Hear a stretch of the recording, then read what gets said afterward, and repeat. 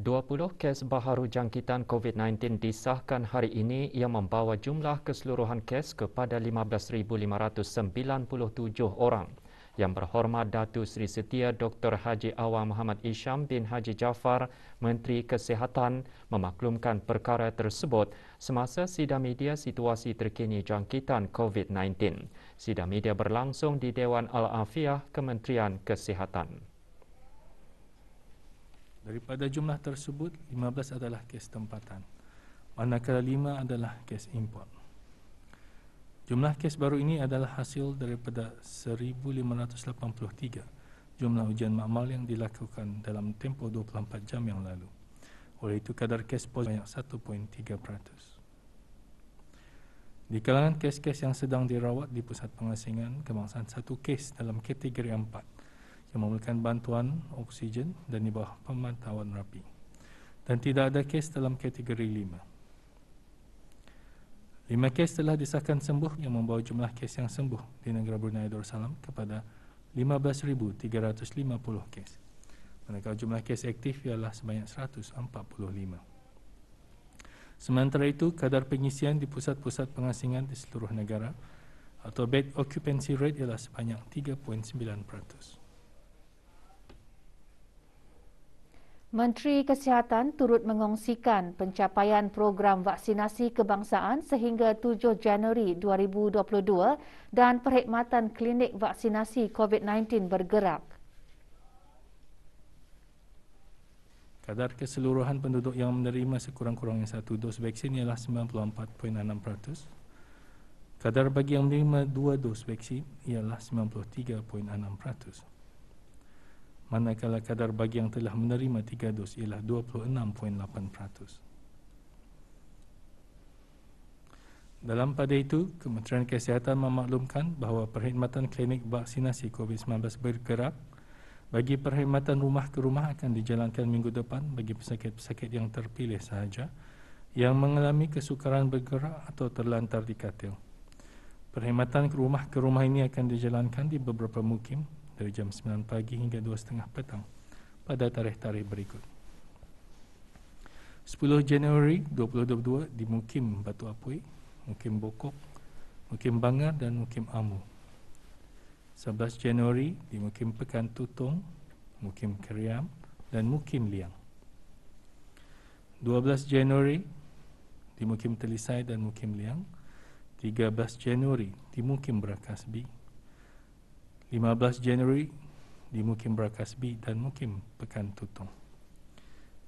Pesakit yang memenuhi kriteria bagi perkhidmatan rumah ke rumah ini akan lebih awal dihubungi oleh Kementerian Kesihatan bagi saringan awal dan mereka adalah diminta untuk memberikan nombor kad pengenalan atau pasport serta kad ataupun nombor BRUHIMS jika ada. Bagi sekatan pergerakan yang dijalankan dari jam 10 malam hingga 4 pagi, sebanyak 2 pelanggaran arahan telah dikeluarkan denda kompaun di seluruh negara, di mana kedua-duanya adalah pelanggaran arahan untuk berada di rumah. Penduduk di negara Brunei Darussalam disaran untuk mendapatkan dos penggalak. Menteri Kesihatan menggariskan perkara itu semasa sesi soal jawab. Berhubung status vaksinasi lengkap merangkumi dos penggalak yang dilaksanakan di Singapura, Yang Berhormat menjelaskan negara ini masih mengekalkan 2 dos vaksin sebagai vaksinasi lengkap, manakala dos penggalak hanya disarankan untuk mengelak gejala COVID-19 yang serius.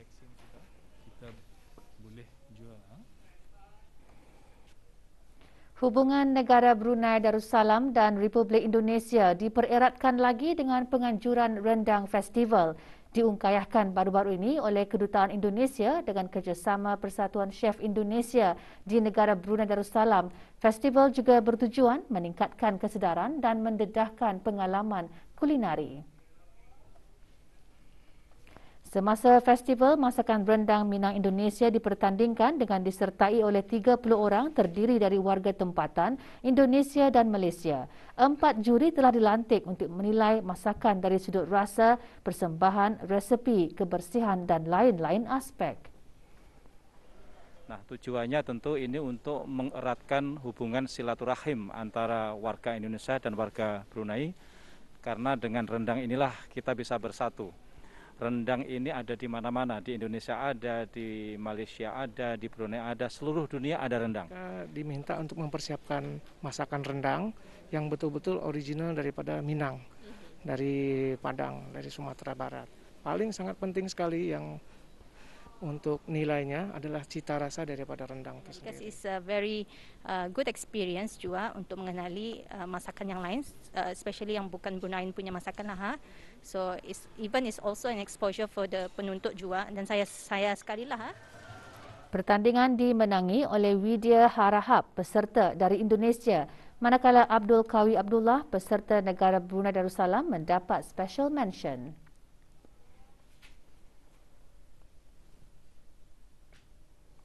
Untuk mengasah bakat saya sendiri dan untuk mengeratkan silaturahim di antara Brunei dan Indonesia, chef-chefnya. Untuk mengambil pengalaman lagi dalam bidang culinary dan apa je bidang lah, kalau boleh diperluaskan lagi dalam aktiviti-aktiviti macam ni untuk belia-belia Brunei. Jurnal Pangsura terbitan Dewan Bahasa dan Pustaka DBP membawa wadah sebagai jurnal pengkajian dan penelitian sastra Asia Tenggara.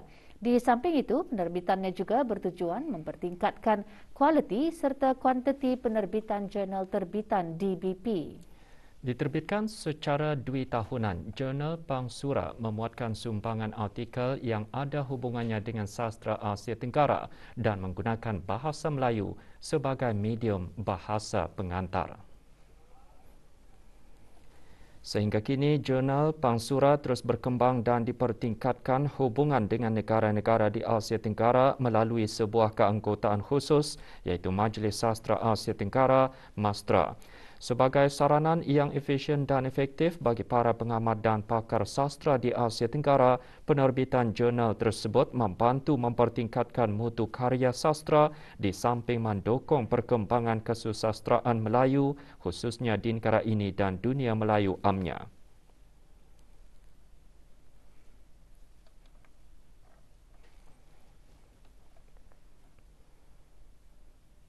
Jurnal Pangsura ini merupakan jurnal yang diterbitkan oleh Dewan Bahasa dan Pustaka yang memuatkan karya-karya sastra peringkat Asia Tenggara. Jika disebut sudah diangkat dalam MASTRA, maksudnya Majlis Sastra Asia Tenggara, esei-esei ini juga digabungkan bersama dengan esei-esei daripada ahli akademik luar negara. Dengan termuatnya hasil karya penulisan peserta ini dalam Pangsura, ia secara tidak langsung dapat menyebarluaskan lagi karya sastra tempatan itu ke luar negara. Dalam usaha membantu nasib golongan anak-anak yatim dan yang memerlukan bagi persediaan persekolahan, Majlis Penyerahan Sumbangan melalui projek Kotak Kutip atau Dropbox diadakan secara pandu lalu. 40 orang penerima yang terpilih menerima sumbangan voucher pembelian alat-alat keperluan pembelajaran dan pakaian sekolah. Majlis dianjurkan oleh Biro Wanita dengan kerjasama Biro Perekonomian Majlis Perundingan Kampung Rancangan Perumahan Negara MPKRPN Kampung Pancur Mentiri.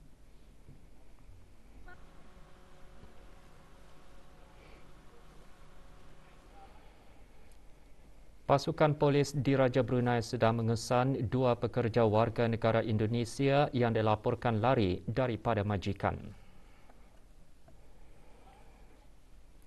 Nur Aryo Wibowo, 47 tahun, pemegang nombor kad pengenalan hijau 51118959.